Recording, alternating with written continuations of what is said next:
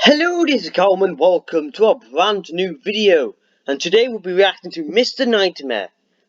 Yeah, this is episode 10 of the series. Well, kind of. Well, the 10th video I've done of Mr. Nightmare this year, but I'm only counting these 10 episodes instead of the other ones I did last year, but never mind.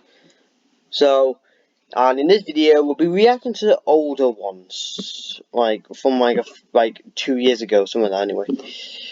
From this time period. I've got one I want to react to first, but I'm trying to find it. It's like one of those, instead of 3 to 7 2, it's like a Judy. I can't say it. And I'll find it in a second. Right, did I miss it? Hold on. There we go. This is the one I was looking for. This is the one we'll react to first. Flat booty boosted. Oh, you've got to be. Really, why would anyone do an advert like this? God. Right, getting to this show. This might not be as long as the last episode, but it was 2 hours long, but it'll be like an hour and a half the most. This happened to my parents back in the late 80s. They were in their mid-20s when this all occurred. My parents decided to go camping in cool California. When they got there, it was kind of late. My mom was sitting down on a log while my dad was unpacking the truck. While sitting down, she heard walking around the campsite, so she went and quietly told my dad she heard something walking around. Yo! Ho-ho! They got the hell out of there just in case. They drove about 3 miles down the road with their headlights off so they wouldn't be followed. Once they got there, they set up camp and they began to drink their asses off while listening to a boxing match on the radio. Eventually, they settled in for the night. Now, they don't know for sure that this next event is connected to the first, but they believe it is. So they settled in, and my dad was asleep far before my mom. My mom was in the halfway state where you're half awake and half asleep. Suddenly, she heard footsteps outside the tent. What the hell is this? No, I'm not, just leave. She abruptly snapped. I can't go in widescreen, so that's why, because I would go in widescreen, but obviously I can't, also stop the recording. So yeah, just ignore this. I don't know why that's even there. Back to consciousness and listened.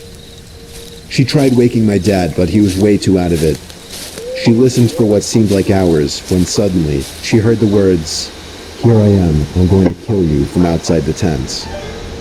While saying this, the man ran what she believes to be a knife along the tent. She could hear him walking and dragging the knife.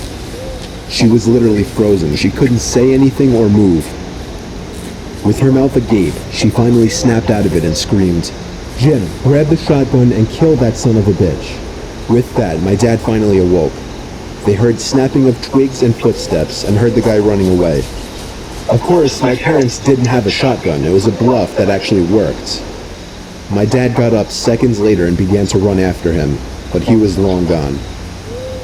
After that, my parents decided they were getting the fuck out of there before anything else happened. When they got to their truck, they found out that their tires had been slashed. They were in the middle of nowhere and had no way out with some maniac that wanted to kill them nearby. They actually tried blowing up the tires with one of those things you use to blow up rafts. Obviously that didn't work, but they had to try, right? About an hour or so later, a ranger that was patrolling the area came along and helped them out. He brought them back to town so they could get their tires fixed. While talking to the ranger, they found out that he had been searching for any suspicious activity due to recent murders nearby. My parents were likely the murderer's next victims. I tried to find some of the murder cases online, but was unable to.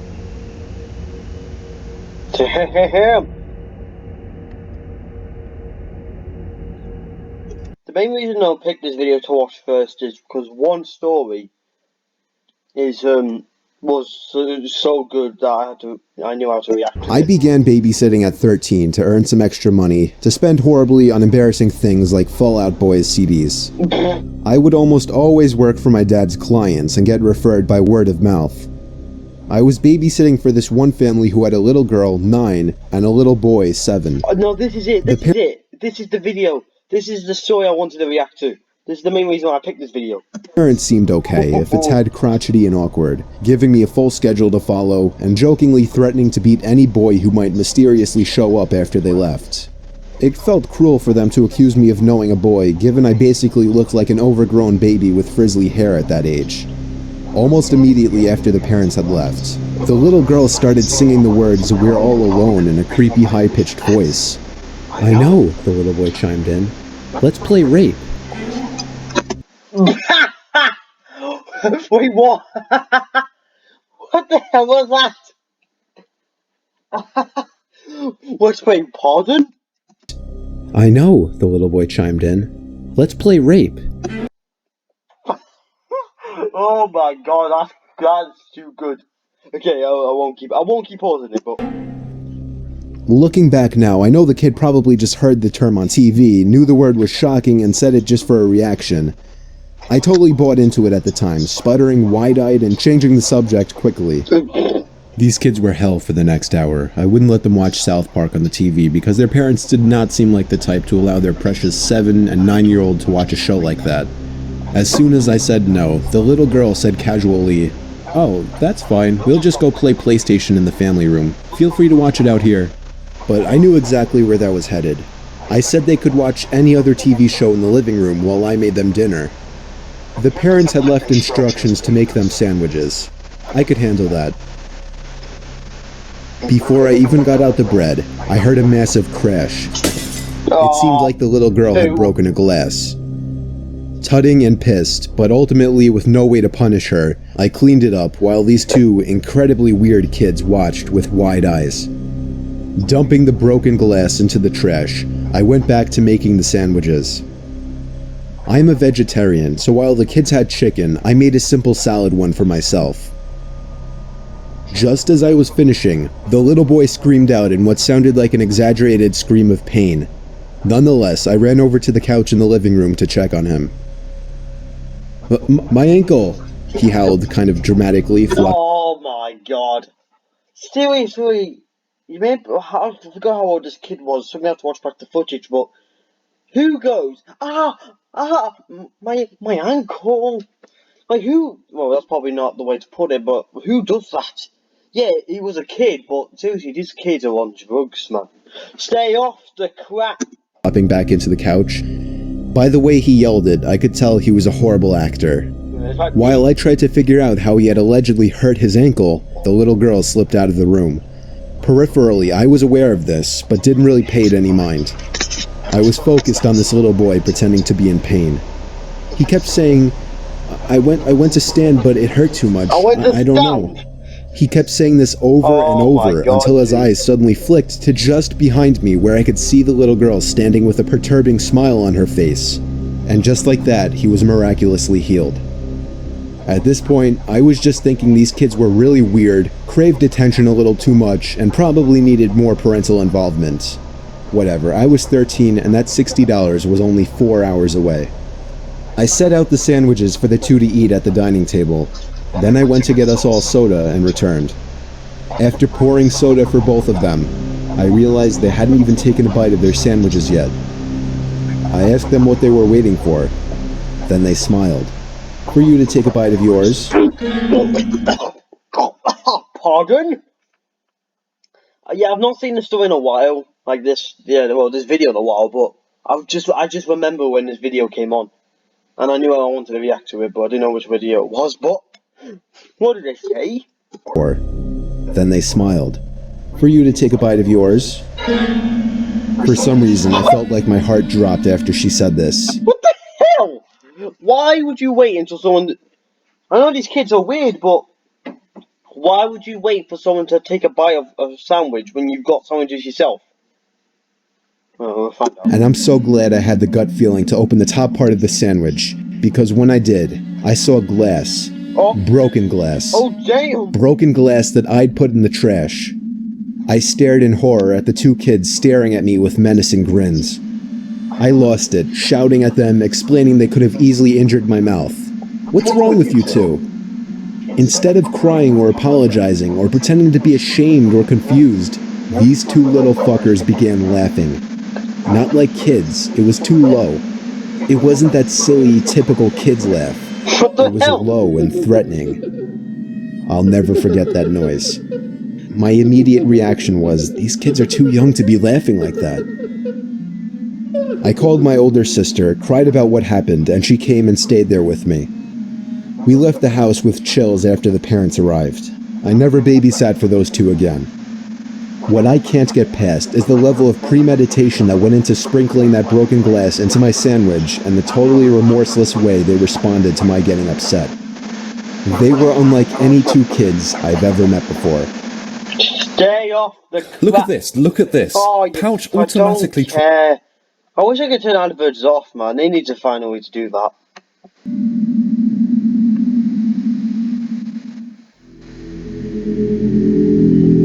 This happened 3 years ago, August 2013 at the time I'm writing this.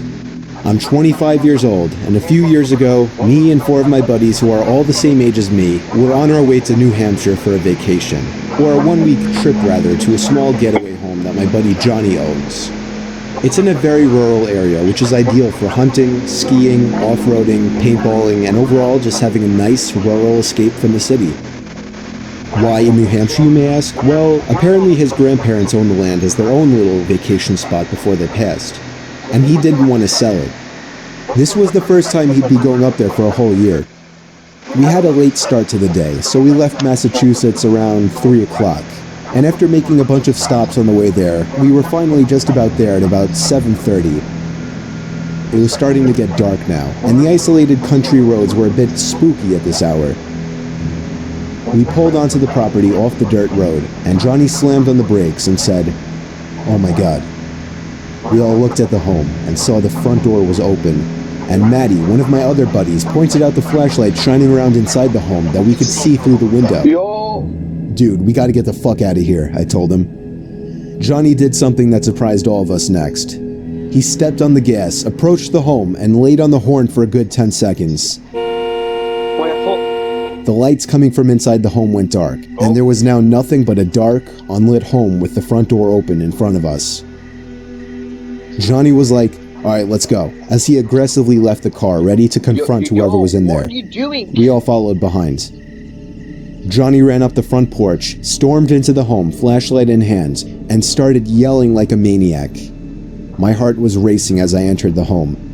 Johnny told Maddie to run down to the basement with him, while me and the 2 others scouted the main floor. We all used our phones as flashlights. The electricity wasn't turned on yet, of course. Alec checked the kitchen, Amir checked a small bedroom and bathroom, while I checked a master bedroom down by the end of the home. It was seemingly empty, but I was afraid to check any of the closets. I reached out my hand closer to the doorknob of one of the sliding closets, but that's when I heard Maddie and Johnny screaming from the basement. At the same time, the closet door in front of me pulled open with force and somebody emerged quickly, grabbing me and locking me in a hold. Before both of my friends ran downstairs, I got their attention by yelling and they came to my aid. They both pulled the guy off of me and he ran out of the house. We all ran downstairs expecting to find more intruders, but found something much more disturbing. Not only were we greeted to a putrid smell, but we were also immediately greeted to the gruesome sight of 2 dead bodies, not just clean, unwounded corpses, no. These were bloody, missing limbs, blood was splattered on the concrete floor. It was the most disturbing thing, no doubt, I have ever seen. We all ran as fast as possible out the house in an effort to find the man who attacked me, but it just wasn't possible. Forests surrounded the house, and it would be pointless. The sheriff's department came to investigate. It became a huge scene with police lines, people taking pictures and fingerprints and everything. The 2 victims were identified as Indian barbershop workers. The cause for the murders is, as far as I know, unknown. I would refer you to Johnny for more information, but I'm not going to invade his privacy and leak his information to strangers like that. When we went home, we didn't speak to each other for about a week. We were all emotionally scarred in a sense, at least for a while. Now, it's nothing more than a story to tell. Jay! I did not expect that. Brawler! Blua! Okay, I'll shut up. Does that? I'm happy I found that video. So now we can watch some newish ones. Right, ones that I'll try and find some that I've not reacted to because I've reacted to quite a lot of these. Hey yo, what was that? We'll pay £50 to let me watch you sleep. What yo? Right.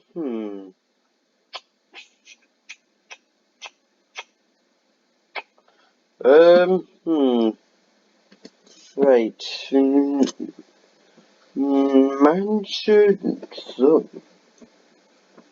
wait a second. Let me just go scroll down. Because I've watched that one, I know I have. I think I watched that in the first video. Yes, I've reacted to this quite a few times. Frog, I can't tell. Let me scroll down. Cemetery, I might have, I think I did, but I don't know. Right, let's go watch the, let's watch this one, and then we'll go watch this, and then we'll watch Sleepover Stories, like all the parts, because, you know, I like those stories. Turn off all ads. I wish, but I'm not going to, because, you know. Number 5. Oh, for God's sake. There's a YouTuber by the name of Dan Bell, who's known for exploring abandoned places on his own and getting it on video.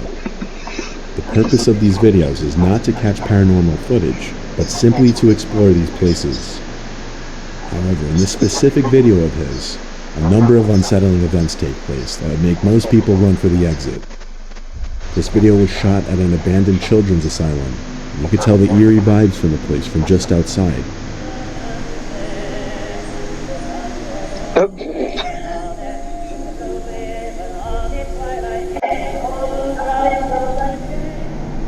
Dan's camera battery inexplicably explodes in his hands, which is only the start of the strange occurrences.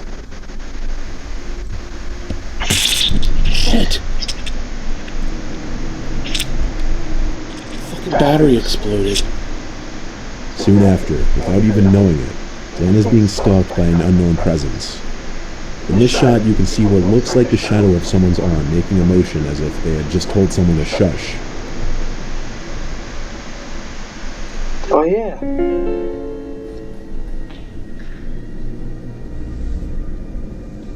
In a follow-up shot in an adjacent room, if you look closely, you can notice something peering in through the doorknob hole to this door. Can't tell. Why would anyone do this? I don't care if it's for views. Exactly 1 minute later in the video, what looks like a white figure can be seen peering at the camera as Dan turns. Oh. When his hand moves away, you can see the figure is gone. This white figure might match the white figure that peered through the doorknob hole. And finally, when Dan finds himself in a room with blood on the floor, you can hear a voice in the next room over, saying what most closely resembles "Let's get him."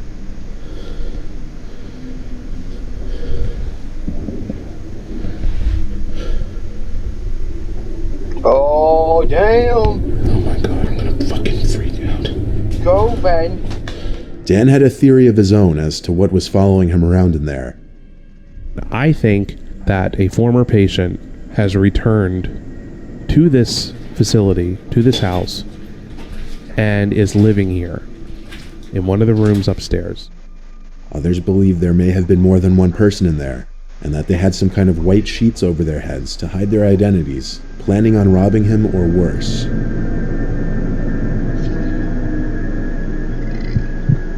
I'm not gonna mute it because obviously the adverts, but damn! Why would anyone do that anyway? There's something I don't get about those kind of channels. Why would you do that? Like, Powley's Island maybe for views, but your boy does not care about his views. Not if it's risking my life and no one's gonna see it anyway. is a small town in South Carolina, which by the immediate looks of it is a very peaceful place. But there is a story that many of the locals swear by, known as the Gray Man. Many locals claim they have seen the Gray Man, and some go as far as to say that any time the gray man has been spotted, a hurricane has swept through the island shortly after. All sightings of the gray man have been on the coast. There are many pictures online which have allegedly caught the gray man, but this one video captured by a Coast Guard surveillance camera captures a strange gray apparition moving down the boardwalk, and this was captured during Hurricane Florence.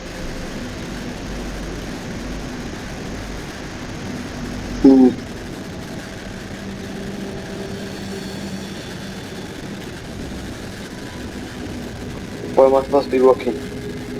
Oh, found him.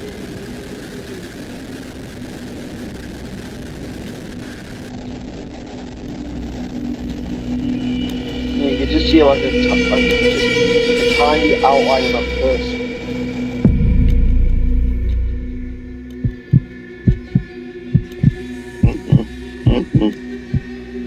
A YouTuber by the name of Time to Play TV decided to spend the night at an allegedly haunted hotel in Georgia, the Riverview Hotel. As you know, this is what we went to. This place that the video you're about to see is a haunted hotel. It was made in like 1916 by 3 women who had it built, and then they ran it, and they obviously eventually have passed away. And then I guess the sightings started happening after they started passing away. People would see a woman in the hallway, that stuff would move, stuff would happen, and people would say, hey, that's the girl I saw. The pictures on the wall is the woman I saw.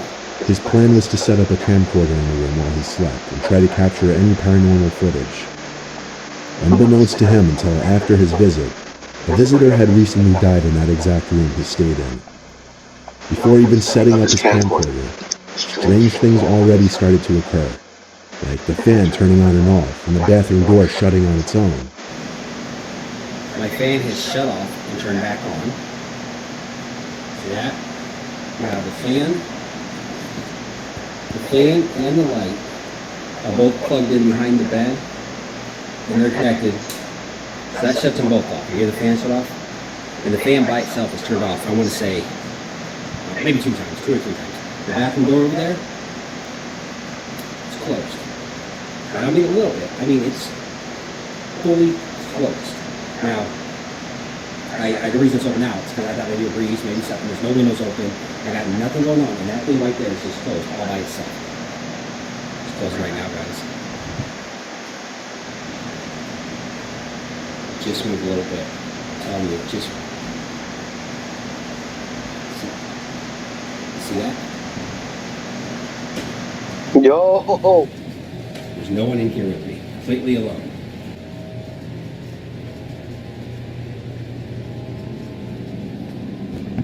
No? Hello, mate. Is anyone here? There is no one here, guys. I'm using the front facing the camera, so it's kind of hard to see. But you can see. Watch. Watch. See, it's a watch. It doesn't close by itself. Then night came, and upon checking the footage the next morning, he could see things were just as strange overnight.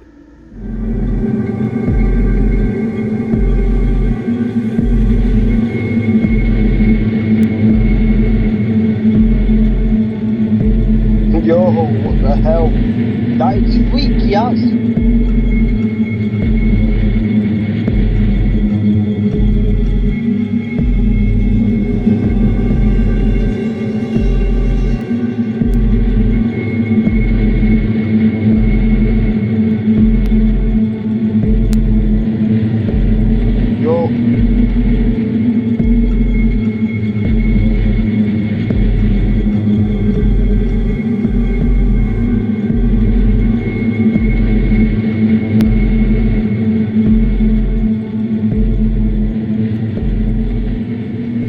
Not only the chair, but also the entire bed moves, he decides he's not going back to sleep.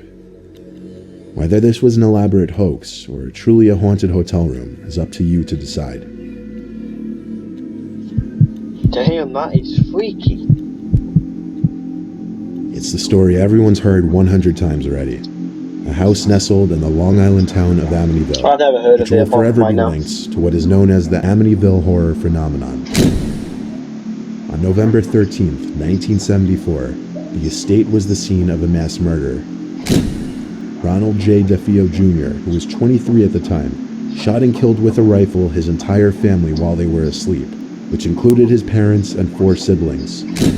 13 months later, the Lutz family purchased a 5-bedroom, 3.5-bathroom home at a drastically reduced price of $80,000. But they only lasted 28 days before leaving it due to strange phenomenon, including George Lutz, the father, waking up at 3 a.m. every morning, which was around the time Ron DeFeo carried out his murders, and the youngest daughter, Missy, beginning to speak to an imaginary young entity in the house.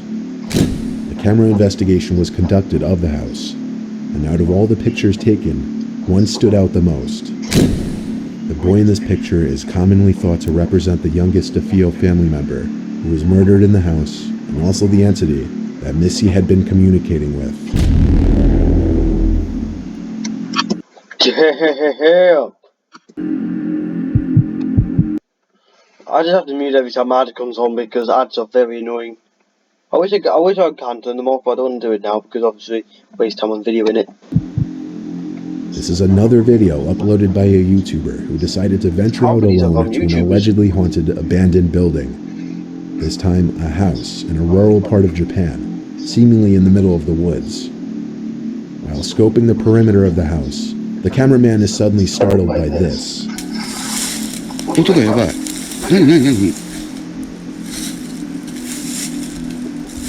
何？手じゃない今。ねえ、ちょっと待って、手打つのだった今。ねえ。A hand can be seen grabbing the corner of the house, causing the man to flee. Yo! Even after this, though, apparently the cameraman is still determined enough to enter the house to continue with the investigation, against anyone's better judgment. 何なんか聞こえる。うわ、ちょっと待って。なんか聞こえるんだけど。何？何？嘘。うわ、聞こえた。うわ、聞こえちゃった。どうしよう。I'm not gonna do, mate. Run out. Shortly after entering the basement, this is what the camera catches. 裏側。ねえ。いや、マジでやば Did you see い that?。なんかいる。絶対いる。 Did you see that? 何 No!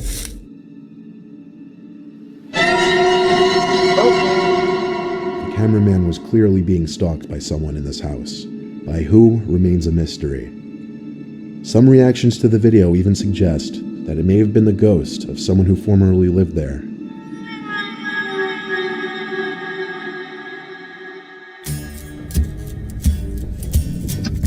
Damn! That was actually a good video to be fair, but the next video we'll watch is 3 disturbing true unknown creature horror stories. I swear like someone else, Corpse Husband does a narration in this as well, so if you don't know who Corpse Husband is, he's another popular creepypasta narration, but like Mr. Nightmare. But I don't think Mr. Nightmare does creepypastas. I think he does like true stories, but I mean, I just call them creepypastas just in case. I don't know why, just anyway, because I'm used to creepypastas, but yeah. Unknown creatures. This is actually like one of I've actually wanted to react to. Oh, stupid advert, man. So this happened on a camping trip with my girlfriend Alicia, my best friend Rodney, and his girlfriend Amanda. My dad told me about a perfect place to go camping right by a big lake surrounded by dense forest. A trail from a nearby parking lot would lead straight to the lake. His directions were straightforward, and it was actually easy to get to the lake. We got there as the sun was on its way down and the sky was turning that beautiful orange. The lake was calming, and the sound of the breeze hitting the leaves was peaceful. We had our tent set up, and there was still a hint of orange in the sky, though it was very dark in the woods by now. There was a slight orange reflection on the calm lake. Wait, can you see the thumbnail for the next video? For this video? I know I'm reacting to that next. It was very warm out, and Amanda suggested we all jump in the water. Oh, cool. I was kind of up for it, as my dad said it would be perfect to jump in. For that reason, we all brought towels. The girls seemed more eager than Rodney and I, though. The two got into their underwear and walked into the lake, exclaiming it was actually warm. I told them I'd go in after setting up the campfire at least, since we had already gathered some wood. Starting the fire proved to be especially difficult for me, because I just couldn't get the wood to catch. I'm not exactly a Boy Scout. Rodney took over, and as I watched him try to start the fire, one of the girls started screaming and flailing around in the lake. Yo! Just as confused as Rodney and I. Then Alicia went underwater for a few seconds, and Amanda started to scream she's drowning. One of his videos are right here. I took off my shirt and ran as fast as I could I might do more than one creepypasta narration channel. I might react to more into than the water. one. Maybe. But when I got to where she Right, was, there's like the water was only up to maybe my I'll waist. explain more at the end of this video. I saw her arms still flailing out above the water and splashing about, and I pulled her up above the water. I yelled, "What the hell happened?" She didn't answer right away and ran straight for the campsite, seemingly out of breath. Halfway there, she turned and yelled, "Get out of the water." Get out the Amanda and I water! looked at each other and listened. As I began moving out of the lake, I felt something strong grab around my ankle and try pulling me down. There was a sharp, piercing feeling cutting into my ankle as well. I yelled in a panic and kicked whatever it was with my free leg until I was able to break free. We made it back to the campsite, and Alicia was already sitting down on a cooler, putting pressure on an apparent wound on her ankle. I sat down on another cooler and checked my ankle, and there was a deep but small gash on the right side of my ankle, which was pouring out blood. I told Rodney to get us both some band-aids from my first aid kit in the tent. After patching up the wounds, we felt more relaxed and at ease. We just wanted to figure out what the hell that was that grabbed us. I said it might have been an eel. Rodney questioned if eels even live in lakes like this. Alicia said it didn't feel like an eel or a fish. It felt more like a claw. I got chills as she said it, because I got what she was saying, but how would that make any sense?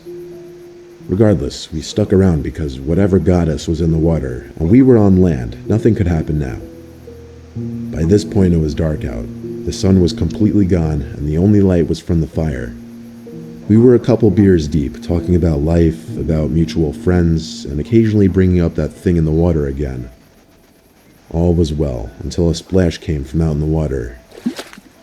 We all looked over our shoulders at the same time out to the pitch-black lake. Probably just a fish, we figured. We resumed conversation for a few seconds, but then there was another splash. It didn't sound like a little fish jumping out of the water. It sounded like the kind of splashes you'd hear when a person is walking through waist-deep water. The girls wanted us to go check the lake, so Rodney and I took a couple flashlights and went to the edge of the lake, where we were still hearing noises. With the two lights pointed at the water, we scanned the calm surface of the lake until Rodney stopped me and said, "What is that?" I looked at where his light was pointed. There was this object in the water. What the hell's that? Well, at first I thought it was an object. Look at this boy. Then I realized it resembled the head of some creature. Definitely not any kind of creature that would live in a lake. It seemed like it was just sticking its head out of the water, and we could see the reflection of its eyes. It was looking at us.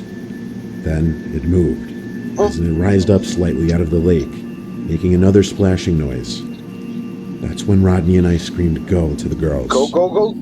I remember Rodney saying take all your important stuff and go, which was a smart idea. I took all my valuables and left the tent and bigger things. We ran back down the trail to the parking lot, packed the car, and took off down the parkway. The next day, I returned with my dad to collect the tents, but everything that we left in the campsite was destroyed. The tents were shredded, the coolers were scratched and thrown across the site. I told my dad about the creature in the lake. I showed him the gash in my ankle and asked him what could have done this. He said he had no earthly idea, and we left in a hurry. None of us ever returned to that lake. Hey, help! So yeah, I'll just explain this now. I'm planning to do more reaction to creepypasta narration channels like this one. So yeah, like Creasman Pastor, he's my other favourite, and obviously Mr. Nightmare, so I am going to react to him at some point. I don't know when though. The cops also burned this. My house sits next to a nature preserve on Long Island, New York. I live alone most of the time, besides when my girlfriend who lives out of state comes to visit. Narrator's voice. Well, I can't say I live completely alone. I have 2 German shepherds, Tate and Moose. They sleep downstairs by the back door of the house. Last week, for 3 nights in a row, I would wake up to the 2 of them barking in the middle of the night at the back door. The first night, I just peeked from the door window into the yard, which was empty. The second night, I actually went outside to the patio to look around, but there wasn't anyone there. On the 3rd night in a row of waking up to barking, I told myself that was it. Someone was creeping around my property every night, causing my dogs to go crazy. I put Tate on his leash and took him out to the yard. Weirdly, he seemed more calm now that he was outside. He wasn't barking at anything. I walked him around the backyard and by the tree line to the woods for a little bit, trying to help him pick up on whatever the 2 had been barking at the past 3 nights. Then he started. By the tree line, he started tugging on his leash and barking at something in the woods. Obviously, I couldn't see too far into the woods as it was nighttime, so I let him lead the way into the woods. If someone were to be trespassing on my property every night, I figured the best way to scare them off would be having my dog chase after them. Tate kept pulling and barking as we got deeper into the woods. I was starting to lose my breath just trying to keep up with him. He seemed to be really locked into something specific in front of us.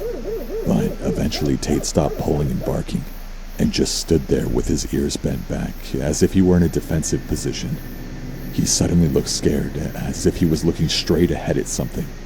I tried looking ahead into the dark woods, but I could only see so much. There was this cracking of a stick or small branch a little ahead that confirmed there was a presence with us in the woods. I took this as a time to call out, "Whoever's out there, you need to stop trespassing on my property. If you don't, I'll either unleash my dogs on you or call the police. Whichever I feel necessary to do." There was no kind of response or signs of acknowledgement, just another crunch of a twig or stick being pressed into the ground by something, once again confirming there was someone or something standing maybe 10 yards away. Yo! I whistled to Tate to follow as I turned us around and headed back to the house. Tate kept looking back every 3 seconds. I'd have to pull him forward just to keep us moving. Get your But shit. then I heard a footstep close behind us, and Tate started to growl and bark again. It was now that I truly started to feel threatened. I didn't have my phone on me, I didn't have my flashlight, my only sense of protection was Tate. Then there was this sound, this unexplainable sound. It was this clicking type noise mixed with this humming sound, almost like a giant bug. Tate started going crazy again. He was barking and pulling, but I held him back. I kept looking at what he was trying to lunge towards, and I finally saw something. There was a set of glowing eyes, only the eyes were set very high off the ground, not down low like from a cat or a raccoon. I started to run back towards my house now. I could see the light from my back patio shining through the trees now. I made it through the tree line back to my backyard. I ran Tate to the back door and let him inside. I turned back to the trees at the opposite end of my yard and I just stood there, listening and waiting for anything. A rustle in the bush made me turn my head about 20 degrees to the right. I saw a figure standing in the woods near the tree line. My patio light lit up the outline of the body somewhat. It looked like it had the shape of a humanoid-like figure, but it was crouched down, kind of hiding behind a little bush. It had extremely long-looking arms in comparison to the rest of its body. Yo! And on the lower half of its face, all I saw was black, almost resembling a big gaping mouth. I keep saying it because I knew what I was looking at couldn't be human. I went inside, shut all the blinds, and took my dogs upstairs to my room. I reported an unidentified creature in the preserve to the police. I gave my best description on the phone, and the woman on the other end asked me to call back if the person or creature were to actually enter my private property. Basically, calling the police was for my own peace of mind, but they didn't send anyone. I've been having my dog sleep in my room with me since last week, and there have been no further sightings since. I'll update everyone if anything changes.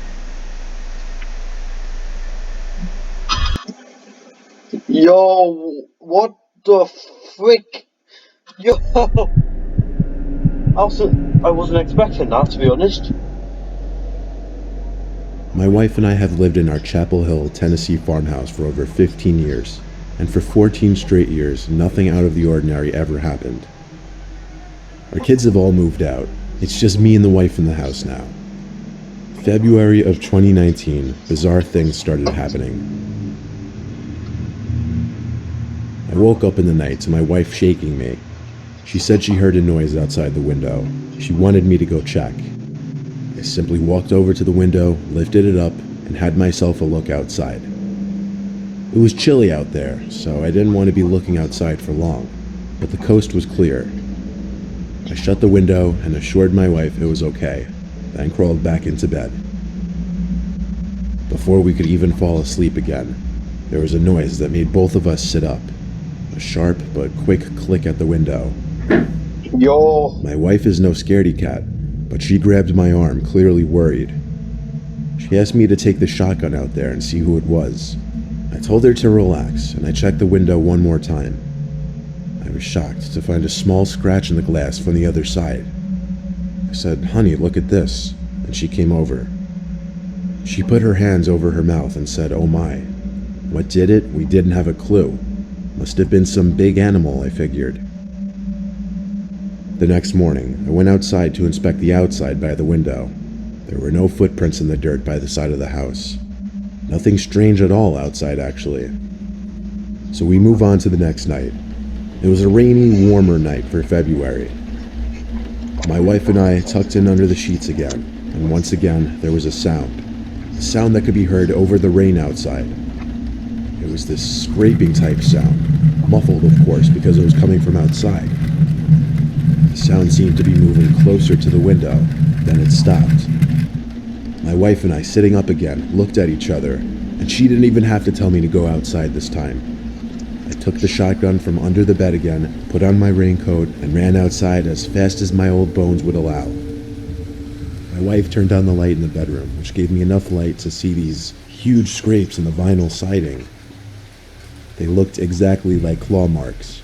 Then I looked down into the mud that I was standing in, and noticed these big feet marks that stopped right before the window, and then turned back in the direction of the woods. I analyzed the marks the best I could, even though they were quickly washing away from the rain. These didn't look like marks from boots, shoes, or any animal that I knew of. They looked like these huge footmarks with claws on the ends. We don't have black bears where we live. 15 years here and we've never seen one, so this just made no sense. I suddenly felt unsafe being out there, even with the shotgun, so I hurried back inside. I told my wife there's some big animal out there, and that as long as we stayed inside, we were safe. We don't have blinds on our bedroom windows, as we don't need privacy from anyone. No one comes out on the property anyway. All I could do was tell my wife to go to sleep. The next night was where things really took the turn for the worst. I woke up around 3 a.m. My wife was still asleep. I sat up, thinking I might have heard something. I realized it was chilly in the room. I looked at the window, and it was open, but that wasn't the first thing I noticed. The first thing I noticed was the head, leaning through the open window into our bedroom. My best description of the head? Inhuman. From the size and shape, it was bigger, and this had a more conish shape. As for facial features, it was just too dark to see any, and it all happened too quickly. I let out one big scream, a type of scream I hadn't heard leave my own body in decades. I went under the bed for the shotgun, but by then, the thing at the window was already gone. My wife was screaming in reaction to my scream. I ran to the window to slam it shut and twist the lock. I told my wife we're sleeping in our son's old room that night. Believe it or not, this was almost a year ago now, and that creature, whatever it was, has never returned. But for 3 straight days, that thing kept coming back to our window, and on the 3rd night, it was halfway into our bedroom. Damn! Okay, so the next one we'll watch is Roommate Horror Stories, Jesus Christ. There's over 200 years Well, of there's no blade point crafting skipping, expertise turn the in our volume off razors. because, you know.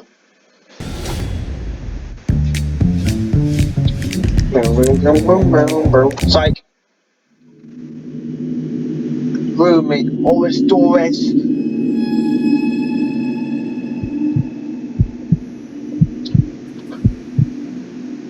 When I was 22, I got a job in New York City. Living in Jersey, however, there was no way I'd be able to do that commute daily, so moving was a necessity. Only thing, I didn't have a lot of money yet, so when I saw an ad on Craigslist for an available bedroom in an apartment in the Hell's Kitchen area for a really low Hell's price, Kitchen? I jumped on it. I took a ride to the city the next day to view the apartment, and the landlord gave me a quick tour of the place. The landlord himself seemed a bit socially awkward, but that didn't really matter at all. The place did come with a catch. I'd have a roommate. The landlord said he's a very quiet, to-himself kind of person, which he said was good. My roommate's name would be Bren. The landlord knocked on Bren's door, asking if he'd like to come out and say hello. Bren didn't even answer. The landlord suggested he might be taking a nap. So we moved on to talking in the living room, where I said I was interested in renting. I signed an application, and the next day, the landlord called and offered me the room. So I moved in the next week. My dad helped me unload all my furniture into my little room. Something odd to note was that never once did this Bren character come out during all this commotion to at least say hi. He was definitely home. We heard him moving around in his room. I came to the early realization that he probably wasn't going to be friendly at all. When we finished unloading the van, my dad left and I was alone, officially moved out. I sat in my bed and started watching Netflix on my laptop. Then I heard the door to Bren's room open and close. This seemed like my chance to go out and say hi. It was his first time leaving his room. I got out of my bed, but before I could even get to my bedroom door, the front door to the apartment slammed shut. I stepped outside to the living room, and no one was there. I didn't know what the deal with this Bren guy was, but surely he had to know we'd have to meet eventually. I went back to my room, ate a bowl of ramen, and went to sleep. I woke up when I heard the front door to the apartment close again. Then footsteps followed. The footsteps on the creaky wood floor made their way to the outside of my door, then stopped. I sat up and looked at the crack below the door. The outlines of feet could be seen through the light creeping in under the door. Why was he just standing out there like a creep? Of course, I didn't say anything. I just waited for him to walk away. I didn't have my door locked, and I was low-key terrified of him entering my room. But thankfully, he walked away from my door and back to his room, and I heard him shut his door. Hey, old I man, tried it's to go to creepy. sleep, but all night, all I heard were thumps coming from his room. I had no idea what he could possibly be doing. I was tempted to go knock on his door and tell him to keep it down. I hadn't even met the guy yet, so I had to deal with it. Eventually, I fell asleep. And when I woke up in the morning, it seemed Bren was out already, maybe at work. I didn't know at the time. I spent most of that day shopping for groceries and basic apartment necessities. When I got back, I dropped all the bags on the couch in the living room to give myself a rest. I cooked dinner, watched some Netflix on the couch. All the while, Bren never came home. I did a quick run to the nearby 7-Eleven to get toothpaste, and when I got back, I noticed Bren's door was cracked open and the light was on. So I figured this was it, the moment for me to say hello. I went to his door, knocked lightly twice, then pushed the door open. What I found in there was shocking. Or maybe I should say what I didn't find in there. The room was completely empty. Not a single piece of furniture, except for a single chair sitting in the corner of the room. The kind of chair you'd find in a high school classroom. My heart suddenly started racing and I started to shake. I turned off the light in that room and shut the door. Could this Bren person have been in the process of moving out? I went to my room, locked the door, and sat on my bed, suddenly getting a really bad headache. I took out my phone and decided to call the landlord to ask him what the hell was going on. After dialing his number, I put the phone to my ear and suddenly heard a loud ringing sound coming from my closet. I felt like my heart, which was already racing, was now in my stomach. The phone rang twice, then went to voicemail. I got out from the bed, ready to open the closet, but I stopped and realized that given that the phone rang twice, that means he had his phone and he declined the call. I had the sick realization that the landlord was likely in my closet, and there never even was a Bren. I ran to the bathroom, locked myself in, and called the cops. They got to the apartment shortly, and searched the whole apartment with me. Sure enough, we found the landlord hiding under my bed. I tried pressing charges for trespassing, trying to get myself out of the lease, but it turned out there never even was a lease. The dude wasn't even an actual landlord. He didn't even own the apartment. I didn't get the rest of the story, like how he got the keys in the first place. I had my dad come the next day to help me move all my stuff back home. I found another apartment the next week, and it was a huge hassle going through the whole moving process again. I knew from the start the so-called landlord gave off bad vibes, but who would have ever imagined the events that were about to take place? Damn. So there wasn't really a Bren then? It was just no one. Damn. There was an ad on Zillow for a shared apartment near the chicken farm I worked at. Chicken farm? I moved in because it was convenient and already furnished. I just dropped off my clothes and a mini dresser, and I already had a bed to sleep in the spare room. The man who was renting the room out to me was old. He was like 70 or something, and his name was Ben. It was a non-contractual agreement, meaning I'd pay him by the week, but he was more or less still a roommate.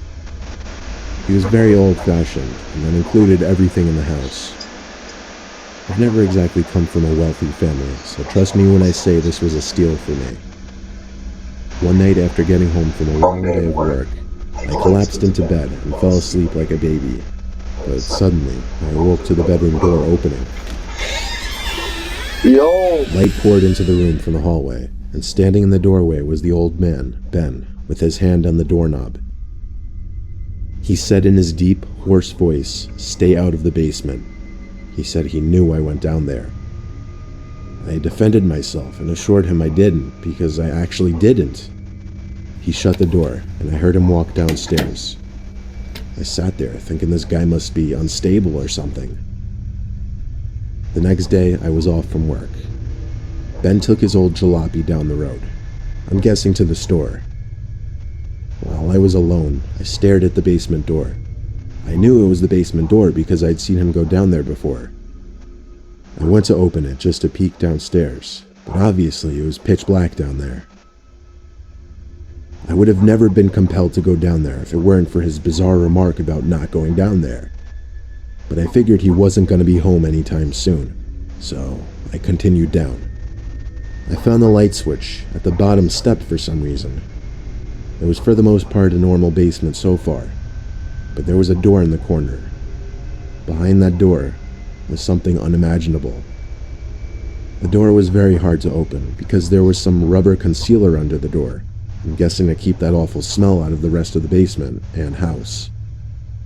The inside of this little room was a nightmare. Bloodstains on the concrete floor, black bags stacked in the corner of the room, stretched long enough to be carrying bodies or body parts. And the smell of rotting life. I had to refrain from puking right there. I noticed a camera hung in the top right corner of the room, aimed down at some workbench. I took a quick picture of the room and hurried out of there. I went up to the spare bedroom, packed all of my clothes in a garbage bag, and heard the front door slam shut downstairs. He was back. I played it cool and greeted him from the upstairs hallway. He didn't respond. I heard him open the basement door and stomp downstairs. I saw that as my cue to sprint to my car.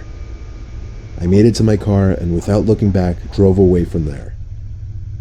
I drove 15 miles back to my brother's farm and showed him the picture. He said I was an idiot for not calling the sheriff sooner. So I called 911 and told them to bring a search warrant to Ben's address and check the basement before he could clear it out. I made it clear I was simply his temporary roommate or tenant living with him and came across it. A few hours later, someone from the sheriff's department came to my brother's farm asking for my ID and some other information. I complied with them. They gave me the relieving news that Ben had been arrested. He was in the process of clearing any evidence from his basement, but he wasn't quick enough. The deputies didn't go into much detail about what exactly they found in those bags or anything else, but I don't think they were allowed to. They thanked me and went on their way. My brother let me stay with him for a few weeks, till I was ready to get back out there and find another apartment. Hey. I actually did not expect that, to be honest. I'm not sure how many of you went to college, but for those of you who did, you most likely remember that feeling of walking into your dorm for the first time, meeting your roommate, the person you're supposed to ideally be friends with for the next 4 years. I certainly remember mine. I walked into my dorm for the first time, and there was my roommate. He had fair skin, black hair, glasses, and a slightly feminine tone in his voice. There was nothing wrong with any of that, but to me, he just immediately struck me as the gaming type, which was not exactly someone who I was going to vibe with easily. From the moment I shook his hand and he gave me a dead fish handshake, I was a little put off. I'll call him John for the purpose of this story. I left the room to go say hi to the other kids on the floor and meet as many people as possible. I instantly vibed with some of the other kids more than I did with John. Anyway, that first night consisted of a lot of unpacking and hanging around in the room. So I did try to get to know John a little bit. It wasn't that he was a mean person, it was just he didn't seem to really know how to converse.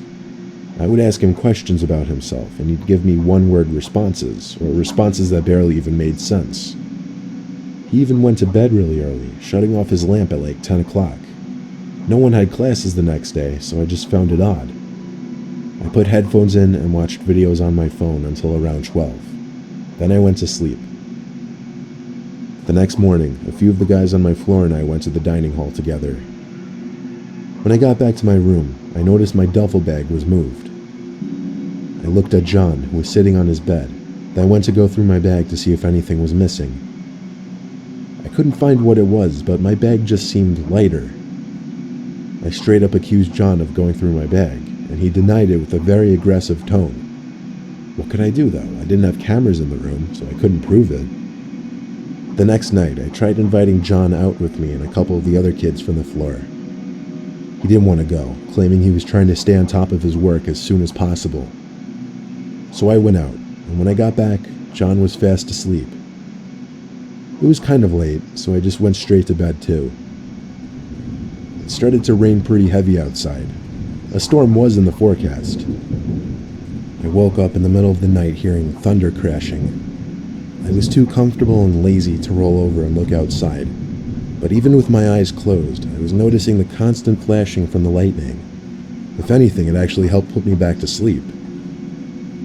The next morning, I woke up, and my backpack was open and moved. I didn't accuse John this time. I decided I was going to stay up that night and wait, listen to what he was doing. So, after a long rainy day, night came, as did the time for me to hit the hay. I stayed on my phone for a long time, listening to the rain outside the window. Around 1 or 2 a.m., I flipped on my side and pretended to be asleep. I did this for a long time, and eventually I started noticing the flashes again. 2 or 3, actually. I turned to my other side and saw John sitting upright in his bed. I only caught a glimpse of him quickly putting down his arms as I flipped over. Suddenly all those flashes made sense. It wasn't lightning. It was him taking pictures of me. I played dumb and said, "What are you doing?" He stuttered and said he couldn't sleep. The next day I told the other kids on the floor about it and how weird John was overall. They said I should request a room change. I agreed with them. At whatever point I went back to the room, John was actually gone for once. I couldn't believe it. His laptop was also on his bed with the lid cracked open. I had to snoop. I was too curious. I opened the laptop, and I was on John's desktop, which was littered full of folders, programs, and images. It was the messiest desktop I've ever seen. I started opening the random pictures on his desktop. Most of them were weird. But then I got to the disturbing ones. Pictures of me. What? Pardon? Upon opening one of them, I realized it was a picture of me in bed, taken with an iPhone with the flash. Yo! He had stored all the pictures he'd taken of me on his computer. He even had pictures of my duffel bag and the inside of my backpack. I took a video of the laptop screen, then deleted every picture I could find from his computer and closed his laptop. I went straight to the hall that dealt with dorm life and showed them the video. I requested a new roommate immediately. I don't know how John was disciplined by the school, but I was going to be given a new room across campus the next day. However, on my last night with John, I couldn't sleep at all. I heard the springs under his mattress kinking as he got up from his bed at some odd hour in the night. Then silence. Silence until I heard a short, quiet exhale come from right above my bed. He was standing over my bed. I just knew it. But I was just simply too afraid to turn around. Less than a minute later, I heard the springs under his mattress again, and the rest of the night was silence. I was out first thing in the morning. My new roommate was like a breath of fresh air, a normal guy. It's a little creepy knowing that John Kid still has all those pictures of me sleeping on his phone. I don't know what his goal with those pictures were. I don't know why he just stood over my bed like that the last night I was there. I don't know why he went through my bags. The kid was an insane creep, and I'm happy I got away from him. Yeah. That was like a 6-minute story, man. So I'm not talking much throughout this video, but same reason as last video. So you When I can listen moved to out this from as well. home, my dad's friend Kathy was subletting her apartment with 2 bedrooms. She said she'd give me a good deal, however I'd have to share it with some older woman she found. She was tight on money, so I understood. Kathy introduced the woman and I the day I moved in. Her name was Betty. She was like 60 years old. It felt weird knowing I'd have a roommate who could almost be my grandma. Since Kathy was subletting the apartment, it already had furniture. I just had to bring my own bed and dresser. The weirdness started on the second night. I was watching TV in the living room when Betty's head appeared from behind the wall to the hallway, and she stared at me intently. She started muttering these strange, faint noises. "Betty, you okay?" I asked. What was that? These strange, faint noises. "Betty, you okay?" Seriously? I asked. She groaned and disappeared back into the hallway. I immediately got on the phone with Kathy and asked if there was something wrong with Betty. Kathy said there was nothing wrong with her as far as she knew, though she only met her a week ago. When I told her about what Kathy just did, she was surprised. The next day I ran into Kathy cooking eggs in the kitchen. She said good morning, and I asked her if she was okay last night. She seemed confused what I was referring to, and I mentioned the way she was staring at me and making those noises. She claimed she had no recollection of it. All I could chalk it up to in my head was some kind of psychotic break. Fast forwarding through normal, unnecessary fluff, I was laying in my bed on my laptop with the light off. There was a knock at my bedroom door. I muted my laptop and heard the same moaning and groaning sounds of Betty from the night before. Quite frankly, I was uncomfortable with going out there. For God's sake. Oh, is this actually, like, do people do this? Well, I do, but I don't sound like that, but does this person, like, have, like, a disability or something? I don't know. They might do. But this confirmed that something was definitely wrong with this woman. She kept knocking. It wouldn't stop. But the door was unlocked. If something was really wrong, I figured she'd come in. I really think the knocking and moaning went on for a full minute before I heard her walk away. It seemed these little episodes of hers would only happen at night. I almost wanted to be able to lock the door because it was kind of creepy actually, but the door had no lock. But she left, so I was okay to go to sleep now. I woke up expecting it to be like 9 a.m., but it was pitch black. I looked at my clock and it was 1:30 a.m. What I was woken up by became clear when there was a creak in the floor in the room. I I saw a figure standing at the edge of my bed in the dark. "Becky?" I said.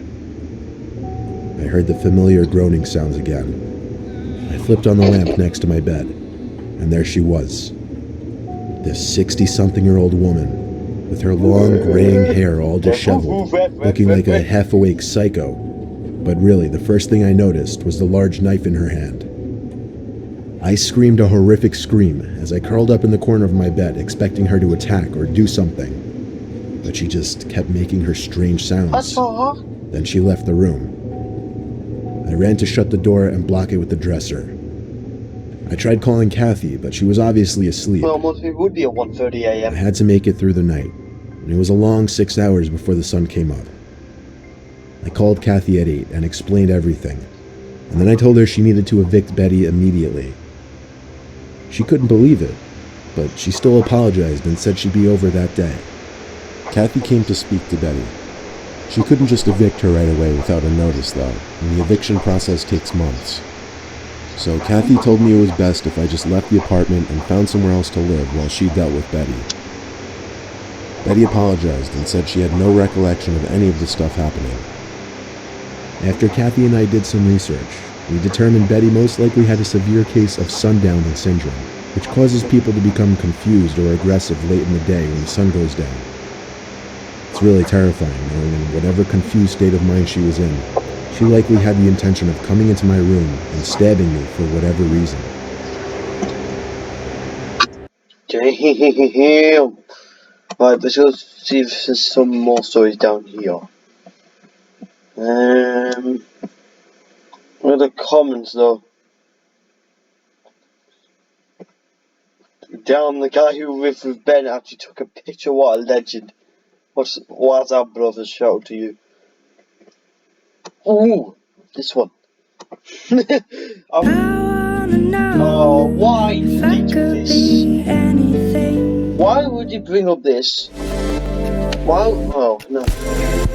Well, no, it doesn't make matter to be honest, but don't know why that's there though. For some reason, it's usually on PC that I get these weird annotations and stuff. It's not never on my phone, but recording these videos on my phone doesn't actually work. But it does. I was home alone one night during winter break. It's weird. It's I was like watching TV Portugal. in our sunroom, which is like a smaller living room type space, which we use as a TV and movie room.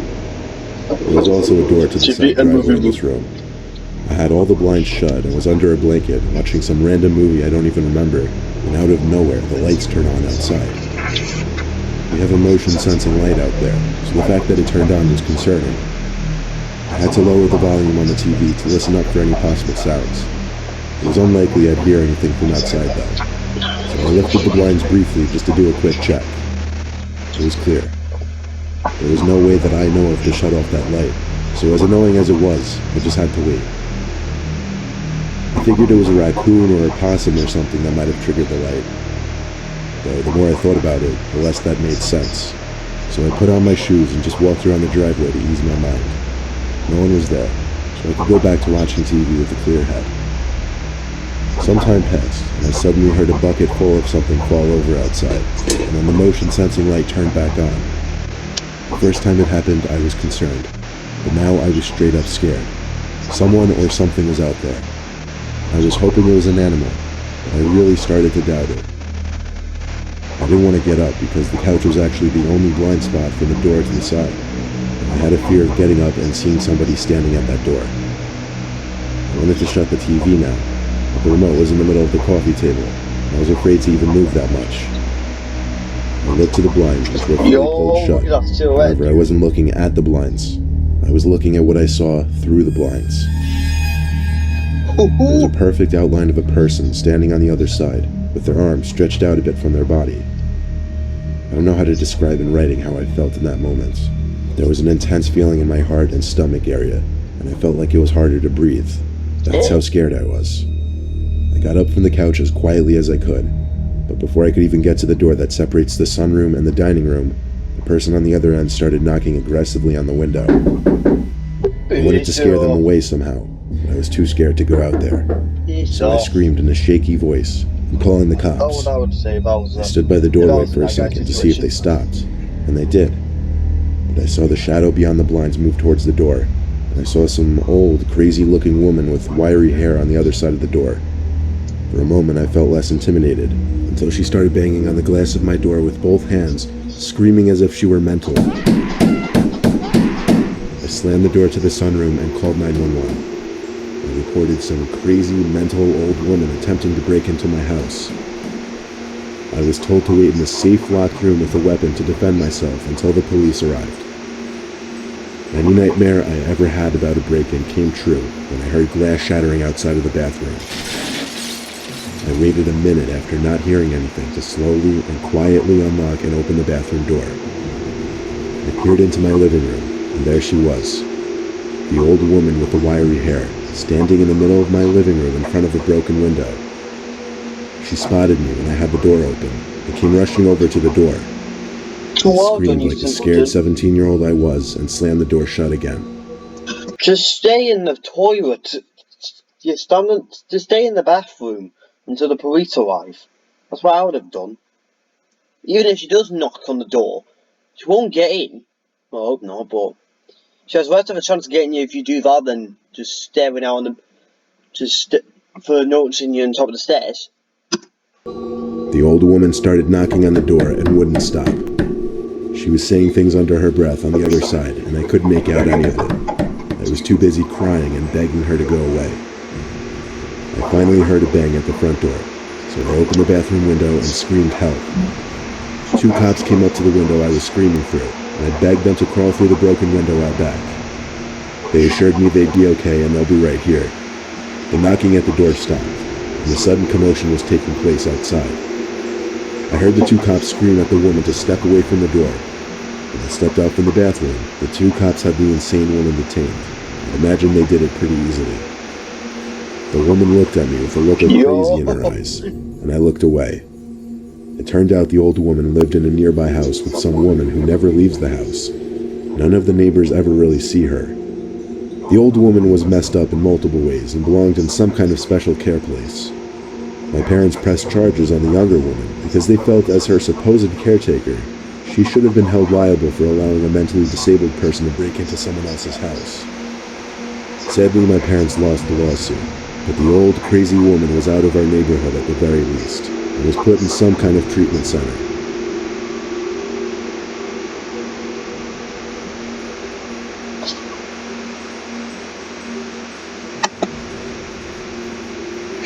I own a small house on a big property in the rural part of New York, and I go up there a bunch of times a year in the winter months. I'll just see what video to react to next. There's a neighbor up there that I'd never spoken to once. There's a fence that separates our 2 yards. Then on the other sides of my house is woods for miles.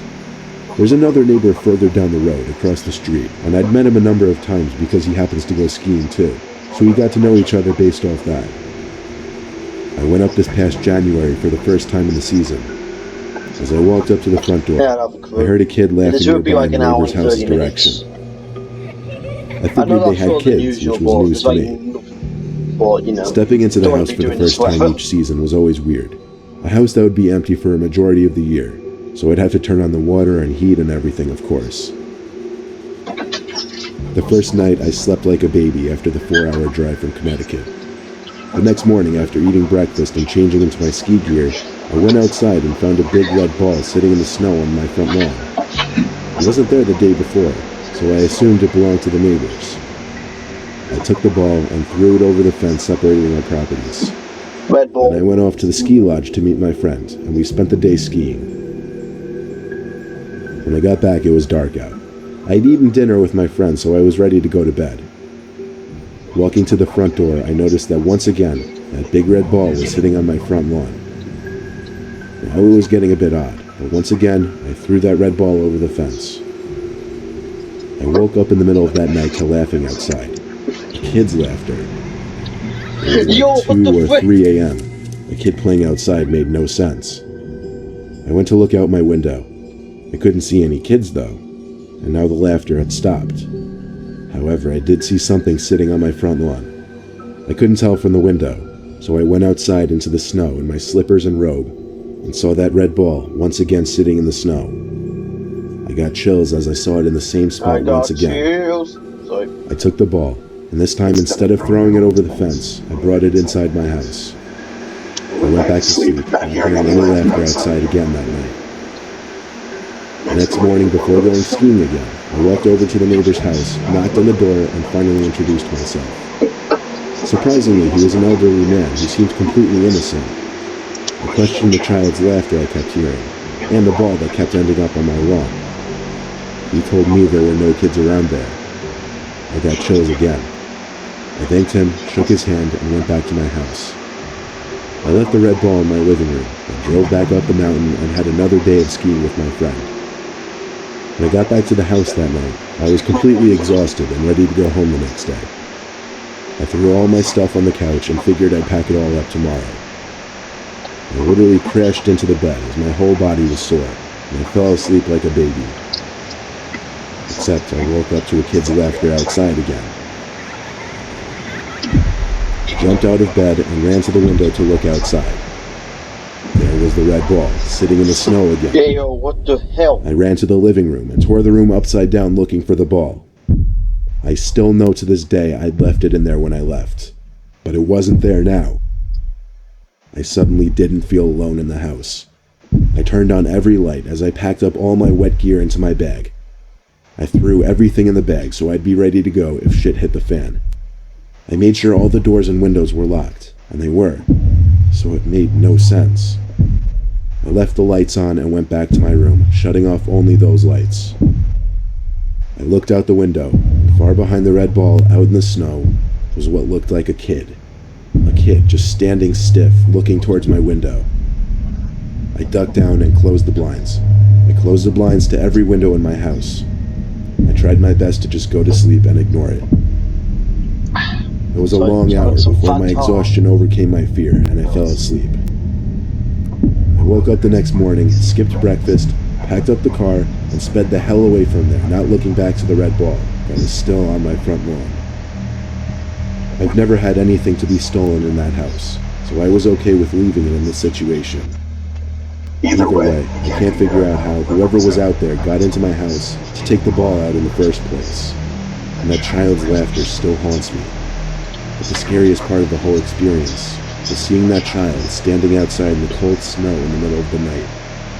Had that ball not been taken out of my living room somehow, this whole thing would be different. But because of that, I don't know what to think.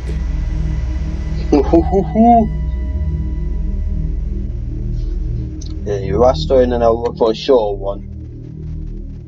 My roommate George and I met through work. We live 15 minutes from the office and carpool together every day.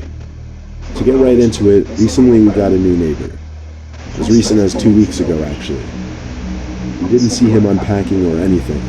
We never even saw what he looked like. We didn't even know if he was a man or a woman, or how many people moved in. But I say he because obviously we found out eventually. So on the third day, George and I actually went next door to introduce ourselves, but he didn't answer the door. He was home, his car was in the driveway. We figured maybe he just couldn't answer it for whatever reason. As we were walking back down the driveway, George stopped me and told me under his breath to look at the window next to the front door. I looked and saw a kink in the blinds. A man was holding it up and staring through it like a creep. George and I looked at each other and kept walking, agreeing that was both insanely awkward and creepy. Now we knew already he was not going to be the best of neighbors. That night at around 1 in the morning, I just started hearing noises coming from outside. It's warm where we live year-round, so the windows are always open. I went to go look outside, and my room is upstairs, so it kind of overlooks the neighbor's backyard, which was where the sound was coming from. I saw the neighbor. He was some big-looking guy wearing a hoodie with the hood up, which was weird given that it was like 72 degrees out, and he was sawing a big piece of wood. It was a ridiculous scene. I went to go knock on George's door. Apparently he was already awake from the noise too. We had work early the next morning, and what this guy was doing at this hour was nuts, and it went on for some time. We agreed to go over and ask him politely to stop. Just shut your ass. Since he was outside, we knocked on the gate instead of the door. Just as we did, the sawing stopped. We expected the gate to open any second, but it never did. At least the sawing stopped though, so we went back to sleep. It wasn't until a few nights later that we heard noises in the middle of the night again. I woke up, but couldn't figure out what the sounds were right away. Not until I got to the window and realized the sounds were screams. The screaming seemed to be coming from inside the house next door, and I saw the neighbor outside in his backyard again. He was hurrying into his house, but he was dragging something. I couldn't tell what. Then he stopped and looked up at my window. I moved away from the window as soon as I realized. I ran to George's door. He was already awake from the noises too. We got on the phone with the police right away to report this. I stood right by his doorway the whole time listening. Then there was a slam from downstairs. It was our back door. We looked at each other with horrified looks on our faces. George yelled into the phone to send help because the man just entered our house. While he stayed on the phone with the cops, I went to the hallway and then to the stairway. I looked down the stairs and listened. There was creaking in the floorboards down there. I tiptoed back to George's room and shut the door. He told the woman on the line to have the police come in through the back door immediately and then hung up. There's no lock on his door, so we pushed up against the door in case, God forbid, the man tried to open it.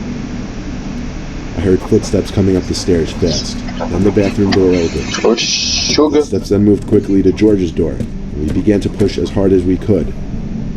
The man tried pushing the door open, ramming it, and then hitting it with some kind of blunt object. And that was the exact reason we didn't try to overpower him. We didn't know what kind of weapons he could have. No matter what he did, though, he couldn't push through the door. We heard him go downstairs, and all was quiet. A few minutes passed, and we finally decided to open the door and peek outside. It wasn't in the hallway. Suddenly, we heard a man shout police in a deep, commanding voice. George and I ran downstairs in relief, and when we got there, we didn't see any police.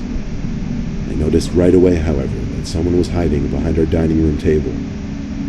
I told George to run back upstairs with me, and then the man hiding behind the table got up and chased us up the stairs. This time we went to the bathroom where we could at least lock the door, but we weren't in there for long because once again we heard someone shout police downstairs, this time for real. The man banging on the door stopped, and there was silence upstairs. George and I screamed, up here, and the two police officers came up the stairs yelling at the man to drop his weapon. We heard the sound of a knife being dropped to the floor, and when the police told us to come out, we did. We brought him out to the police car in cuffs and put him in the back seat. We told the officers to check his house because we heard screams. They went in with guns drawn as another cop car pulled up in front of our house, and then two more cop cars pulled up 2 minutes later. We were shocked to see the cops come out of the house with a woman crying hysterically. She had been locked in his basement and she was pressed up against the door, screaming as loud as she could. There was also a dead body in the bag the man had been dragging in the backyard. We didn't find out the whole story behind who this woman was, or who the dead body was, but we're pretty sure the man was going to jail for life. The house is now back up for rent, and we're just hoping somebody normal moves in. Dang! Right, we got a nosy at the channel page. Nope. So, we're trying to find a short video to end off this video with. So we go on the videos page, and then we'll just scroll down, and then try and find a short video to end off this video with. And then next video, I don't know, it'll be like Tuesday or like Wednesday-ish or something like that, I don't know. Wednesday, Thursday will be the next video. So it'll be like a short video to end off this with. This will be a nice video to end off on. We used to play a game every year. I've decided I to don't revive care, our mate. competition. Thank What you. are we I playing didn't really for? tell, but I don't care.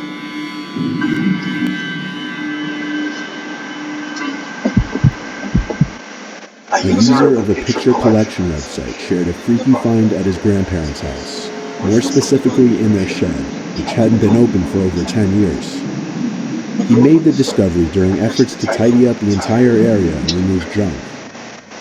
The house was built by the man's grandfather, but he says no one was ever made aware of this trap door.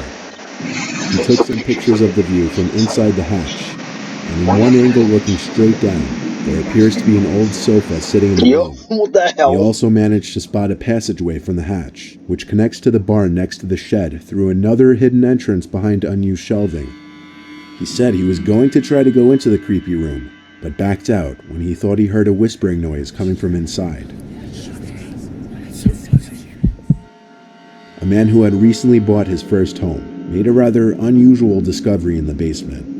He had bought the house for a steal, as the previous owner had passed away, though it came with a lot of work to be done. In the process of cleaning out some of the junk that was never removed by the previous owner, the new owner found something that he found odd. A piece of plywood covering a part of the wall. After prying at the wood, he managed to break it off the wall. What he found shocked him. A small room with many gun cases, military ammo crates, and a big gray metal container. Yeah, yo. All of the ammo crates were filled with bullets. The man said there had to be hundreds of bullets stowed away in that room.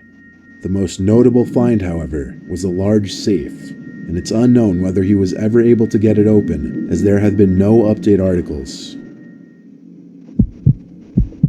An Imager user was walking around his house when he noticed a window for a room that he didn't know existed. He had a look through the window and saw this. He went inside to the only wall that was facing that room. Upon closer inspection, he found that this piece of the wall panel had been cut. What they found inside seemed like a lot of junk. The most noteworthy things found was some kind of gargoyle statue, a box full of Star Wars cards, and a locked safe, which the uploader never updated on. Another Imager user by the name of 2Byte Brownie posted a few pictures of a secret room in his house a few years ago. While horsing around with his brother in their parents' room, the younger brother was pushed into what was assumed to be a built-in bookshelf. It opened, revealing a hidden room and evidence of the potential inhabitant.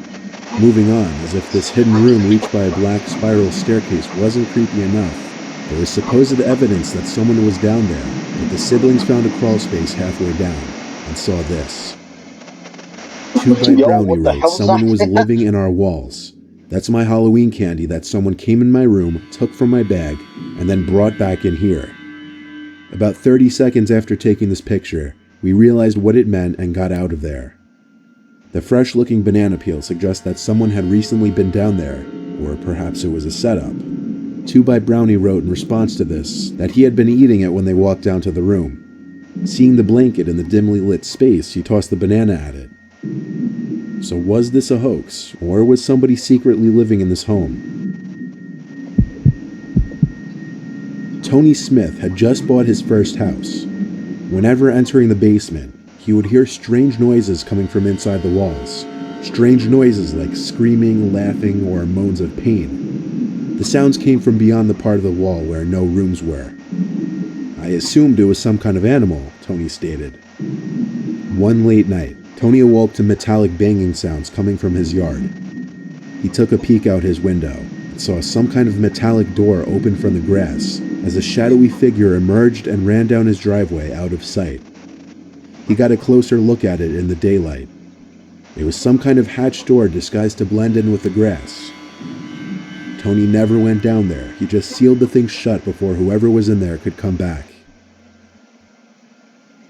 A group of shocked Ohio students discovered that the ghost haunting their house was actually a random stranger living in a secret room in their basement. The students had been spooked by strange noises in the night and mysterious happenings like coming home to find the cupboard and oven doors open. Upon entering the room, they found that a man named Jeremy had been living there for weeks. He was evicted and the students had the locks changed. Yo, that is weird. In 2005, Jason and Carrie had just bought a house and were about to begin renovations when they found a secret corridor hidden behind a bookcase. Instead of holding torture equipment or treasures like they said they expected, the first thing they found was a note from the previous owner, saying simply, "You found it." The rest of the note said, "I've owned this place for a short while, and it was discovered to have a serious mold problem, one that actually made my children very sick to the point that we had to move out." The house was contaminated with black mold. When the previous owner lived there, one of the children he mentioned in the note had gotten so sick that she was unable to hold any nutrition and sometimes couldn't breathe. Jason and Carrie Brown proceeded to cancel their move-in plans, and they sued the broker who sold them the house. A Reddit user found a hidden room in the attic of their house in Norway. Some of what they found inside included a sign which roughly translates from Norwegian as, "If you have a bad stomach, then you don't have access." There was also a lamp alarm to most likely warn when someone entered the attic, a map of West Europe, and a doll's shoe. This secret room was likely a hiding place for a Jewish family from the Nazis, and the lamp alarm was likely a silent way of warning of a Nazi's presence in the attic. Reddit user Lumberjack years ago found a secret crawl space with a safe containing some treasures, along with some disturbing findings.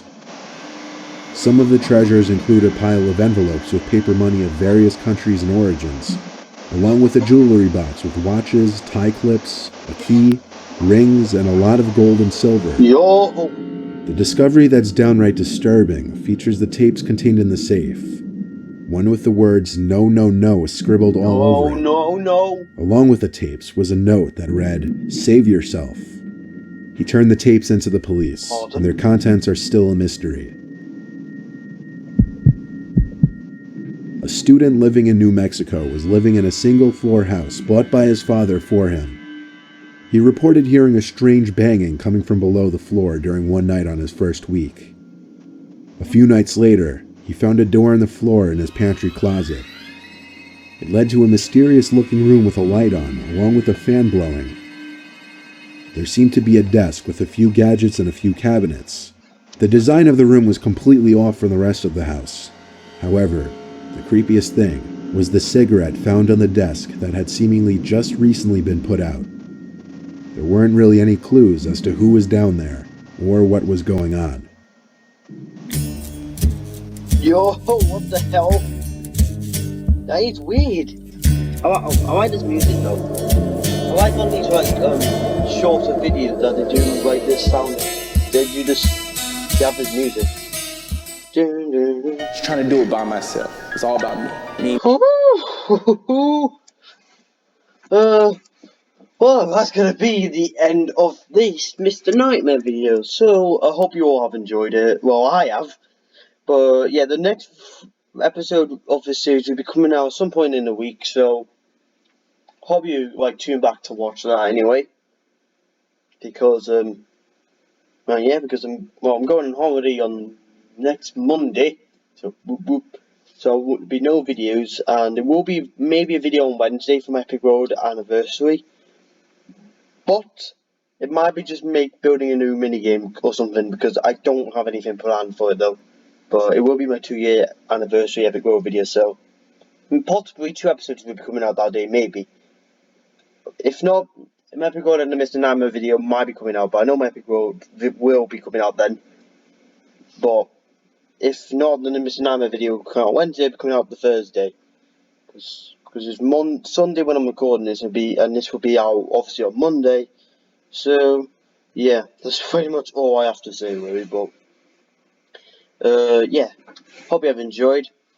Thanks for watching, and I'll see you all later.